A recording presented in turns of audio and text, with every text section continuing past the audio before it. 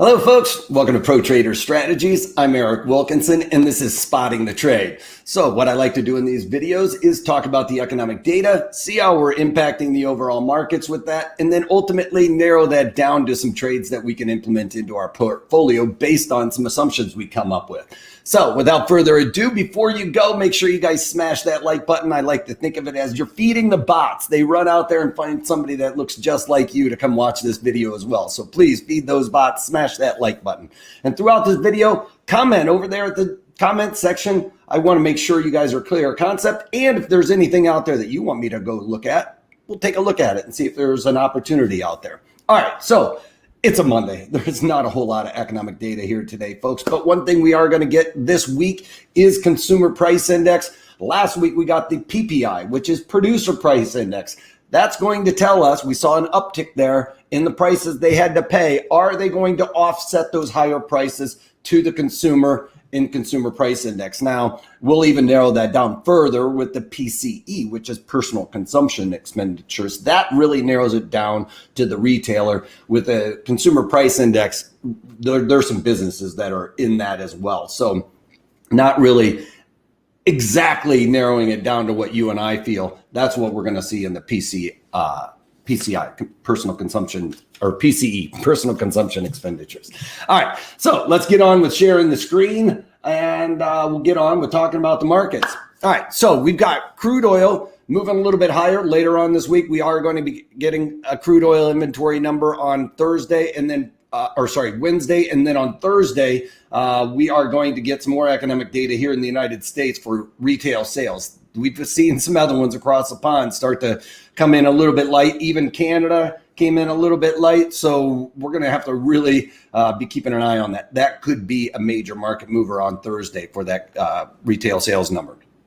And then we've got the bonds. They're starting to uptick here. I think we're going to start seeing this get above the 50-day simple moving average, because I've been talking about this. The economic data has been coming in a little bit light, folks. And if it's coming in a little bit light, they are not going to stop the asset purchases. If you're talking about asset purchases, we're talking about the FOMC here, folks. And what they do is they buy bonds. That's the assets they're buying. And when they buy, that price goes higher. And if the price goes higher, that means interest rates go down. I think they're going to continue to keep this buying pressure going on for the foreseeable future. We are not going to see a taper, I don't think, before 2022, folks. That's going to be in the spring of 2022. All right. Gold futures, a little bit higher here today. You know, we're stuck right here at this high 1700s. I've been talking for time and time again that I think it's going to go up into the 1800s and kind of stay there for the foreseeable future, maybe even test 1900. Risk is to the upside in gold, folks. Why? Because we're seeing inflationary pressures, weakening dollar, stagflation type situation. I'm not saying we're there yet, but if it starts heading to that, people are going to be flying to the gold futures and or the gold physical, which is just going out and buying some gold bars. Soma, what's that? Can you make Elliott Wave tutorial if possible? Your information is so useful. I can do that sometime. I will pull some of that up. I'm not going to try and shoot from the hip right now, but Soma, make sure I'll stick around. I'll start implementing some of that. We'll talk about that Elliott Wave stuff. But before you go, make sure you hit that subscribe button down at the bottom. There's also a little bell there right next to it, folks. The bell gives you a notification when I come in here unannounced. Now, yes, these videos, these spot the trades, we try and schedule those around 8:30 Pacific and 11:30 Eastern. But the fact of the matter is if I come in early in the morning and I find a trade, I'm going to try and pop on here for you folks so we can talk about that live. Also, later on in the afternoon, after or near the close, if I especially have some trades that I'm going to be doing around earnings, which is just around the corner, I'm going to pop on here unannounced. And if you have that little bell lit up, then you'll get a notification when I pop in unannounced. All right? So without further ado, let's get on with that. So I'm going to make sure you got that bell clicked. And Bitcoin, we tested this this morning, and I've been talking about this line in the sand here, folks, is what we're going to be keeping an eye on for Bitcoin. The bulls are going to need to try and defend this area to get any type of momentum to the upside. And we've talking about Litecoin today, getting some acceptance. I've talked about Litecoin, Ether, and Bitcoin. I think Ether is going to be one of those that really comes out of this and probably has the incremental moves to the upside to say 20,000. I know it's trading around 2 right now, maybe 2,300, something like that. But 3,000. But I do think that we're going to see that move to the upside to 20,000 in there. Why? Because of the NFTs. And that is one of the major drivers of Ether right now, is that is the commerce that we're using to buy these NFTs and everything else. So I think that the demand is there for that. So I do think that these cryptocurrencies are going to hold on to some of their value, but the one we're going to really keep an eye on here is this area right around 43,788. It needs to hold that. Otherwise, we're going to be looking at testing 40,000 here, which is just a psychological level, and then the 37,000. So it is critical to stay above this area of 43,788. Write that down. They broke up below that earlier this morning, but we're making the move to the upside. The bulls are defending that with both hands probably today, meaning they're trying to keep that thing supported there. All right, let's move on. VIX, let's get on to the equities.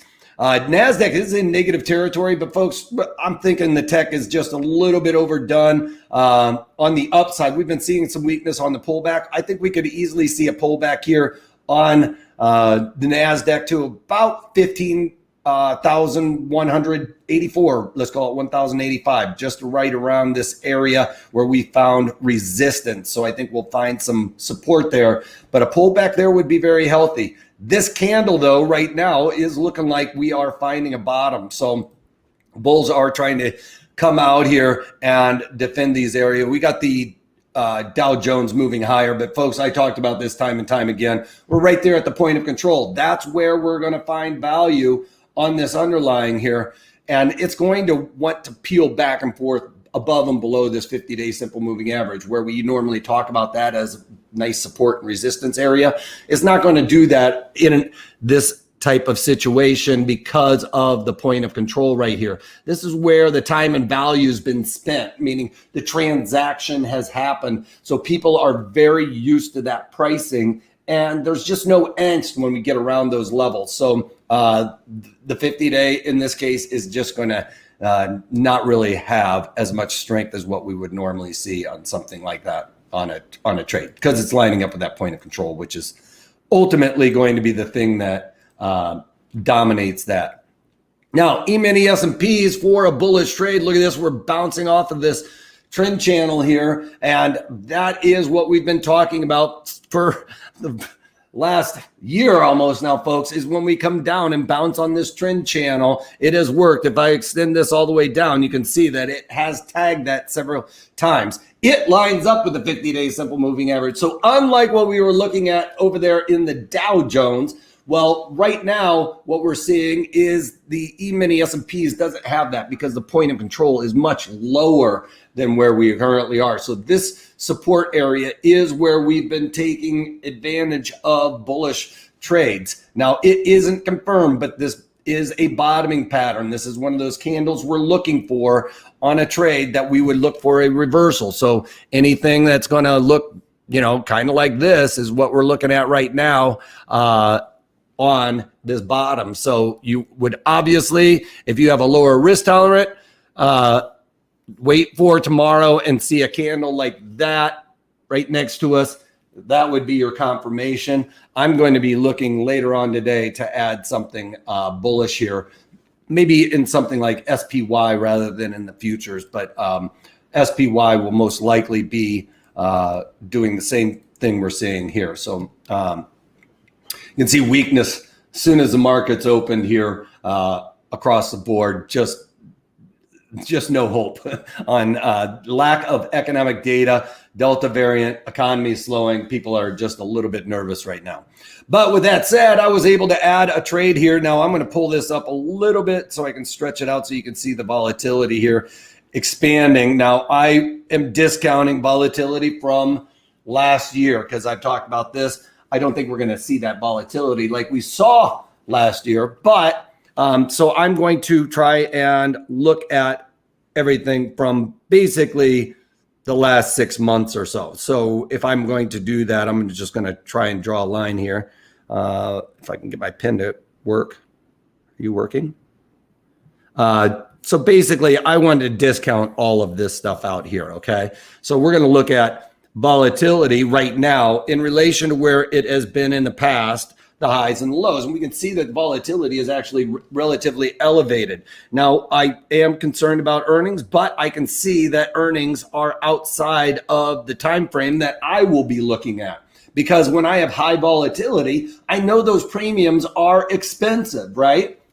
So if I know the premiums are expensive, the first thing I want to do is start thinking I need to collect a credit, right? Because I want to sell something that's really expensive and buy things when they're really cheap. It's just the same thing as the real world, folks. The way we can tell if they're expensive or cheap is by looking at implied volatility for this underlying. And I can see that 26 for AMGN is elevated volatility above 50. So I say anything above 50% line. So, anything above the halfway mark, because volatility for an underlying acts like a swing trade where it will stay within pretty good boundaries. And we can lean on that as we know when volatility is at extreme levels on the high side and the low side. While I can see the volatility is elevated, that's leaning me towards selling options. So if I want to sell options, I want to take advantage of that high premium. I also want to take advantage of the theta decay. And if I take advantage of theta, I want to get inside of less than 35 days to expiration.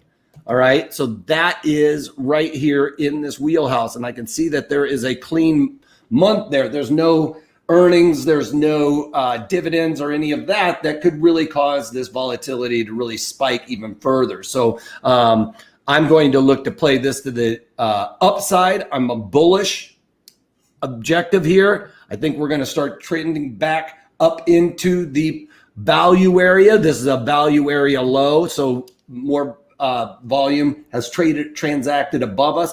That's usually going to cause this market to kind of migrate higher. So with that said, high volatility, I want to take advantage of theta decay and selling some options. I was able to get here in this underlying below the next Fibonacci. So we're right now on this 50-day or on the 50 Fibonacci here. I have another Fibonacci down here at around 202. So that's going to act as another support area. So I've got two support areas on this trade because I've got one right here. We found support there before. It's acted as support again. We've got tweezer bottoms here. So that is another bullish. Anytime you get tweezer bottoms, that is bullish. And then I also got another Fibonacci down here at around 202. So what I decided to do is go into the October to take advantage of that theta decay. And I've got high premiums. It allows me to get further away from the underlying this trading. So the October sold the 200 puts in there for $1.36. Obviously, two support levels. If I break below this support here, this is going to be where I am looking to exit this trade for a loss if we start bouncing down there. Now, if it happens very close to the expiration, I'm going to ride this out. But that is the line in the sand I'm looking for to pull the ripcord on this trade. And obviously, if we start making that move higher, I'm going to be looking to get out of about 50% of my max profit on these October sold the 200 puts for $1.36. All right. So that's it. That's all I've done so far. I haven't taken anything off of my portfolio. I'm letting everything ride right there. I've got a lot of negative deltas in my portfolio. So if we do get that correction, I'll look to cover some things. But if not, I'm going to ride those out as of now anyway. All right. That's all I got for you guys. Before you go, make sure you guys hit the subscribe button, that little bell to get you a notification. Smash that like button for me also, because that feeds the bots. Let's get those bots running all over the internet. All right. And finally, if you have any questions, comments, or anything else you'd like me to cover, hit me up over there in the comment section. I would love to go back and forth with you. And that's about it. That's all I got for you.